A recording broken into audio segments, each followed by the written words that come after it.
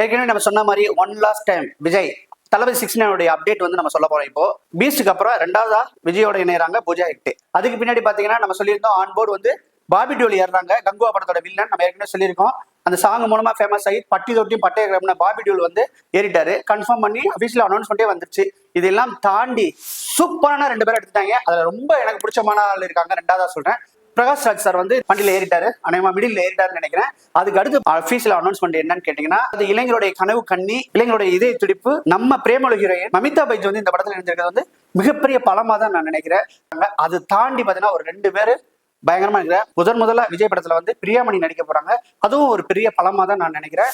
அதுக்கடுத்து பாத்தீங்கன்னா வழக்கம் போல ஹீரோ கேரக்டர் ஆர்டிஸ்ட் யாருக்கிட்ட நரேன் இந்த படத்துல இணைகிறது வந்து படத்துக்கு ரொம்ப வலு சேர்க்கும்னு நினைக்கிறேன். அதுக்கடுத்து பாத்தீங்கன்னா வழக்கம் போல லியோக்கு அப்புறமா ஜிவி வந்து இந்த படத்துல விஜயோட இணைகிறது வந்து ரொம்ப மகிழ்ச்சி. ஹெச்1 வழக்கமா இந்த மாதிரிலாம் பண்ண மாட்டாரு. என்னன்னு தெரியல.